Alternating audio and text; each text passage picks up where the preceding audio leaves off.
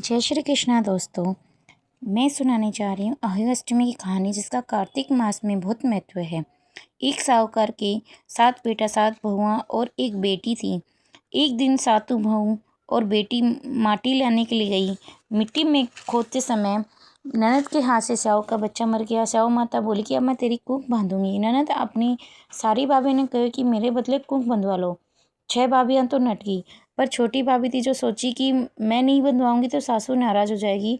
सो वो अपनी कूख बंधवा ली। बिका टाबर होता और होता ही होई साता के दिन मर जाता। एक दिन बा पंडित ने बुलाकर पूछा कि ये क्या दोष है, मेरे बच्चे होते ही मर जावे।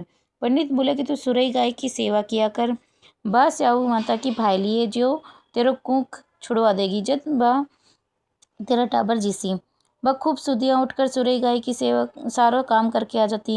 एक दिन गऊ माता सोची कि आजकल कौन मेरा इतना काम कर रहे हैं, बहुआं तो लड़ाई करती रहती हैं, आज देखना चाहिए कौन काम करे। गऊ माता खूब सुदियाँ उठकर बैठ गई। देखा तो साहूकार का बेटा की बहुत बहुत सारा काम कर रही है। वह बोली कि मैंने वचन दो। गऊ माता उन्हें वचन दे दिया। वह बोली कि स्याऊ माता का मेरी कूख बंध रही है, बा थारी भाली है, सो मेरी कूख छुड़वा दो। जना गऊ माता भी ने समुंदर पार अपनी भाईली के पास ले जाने लगी। रास्ता में धूप थी, सो वह लोग एक पेड़ के नीचे बैठ गया। थोड़ी देर में एक सांप आयो।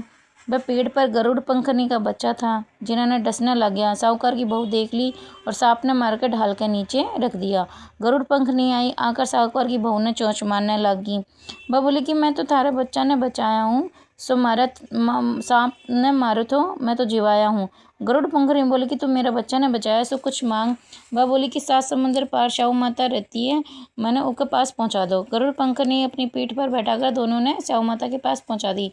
स्याऊ माता गऊ माता ने बोली कि आओ बहन, बहुत दिनों से आई, मेरे सिर में जू पड़ गई, सो काट। गऊ माता बोली कि मेरे सागा आई है, जिसे कढ़ा ले। साहूकार की बहू जी बिकी जू काटी। स्याऊ माता बोली कि तू मेरा बहुत सलाई गिरी, सो तेरे 7 बेटा 7 बहू है। जन्म बोली कि मेरे तो एक भी कोनी, 7 कहाँ से होंगे। स्याऊ माता पूछी कि क्यों को नहीं हुए। मैं बोली कि वचन दो तब बताऊँ। स्याऊ माता बोली कि वचन दो, बाचा सो बाचा, उको तो धोबी कुंड पर काकरी हूँ। साहूकार की बहू बोली कि मेरी कुक तो थारे पास बंदी पड़ी है। स्याऊ माता बोली कि तू तो मैंने बहुत ठग ली, तू मेरी कुक खोलती कोनी, पर अब तो खोलना पड़सी। तेरा घर जा, तने 7 बेटा 7 बहू मिलसी, तू 7 उजवन करियो, 7 होई मांडियो, 7 कढ़ाई करियो। बा घर जाकर देखी तो 7 बेटा बहू बैठे हैं। जना बस 7 होई मांडी, कोई दिवाले का, कोई मटका का, कोई खट्टा है। 7 उजमन करया, 7 कढ़ाई करी। उकी सब दो जिठाने बोली कि जल्दी जल्दी धोखा पूजा कर लो, नहीं तो सदरोई रोन लाग जैसी। थोड़ी देर में उनका टाबर न देखे न भेजी। आज सदरोई रोई कोनी।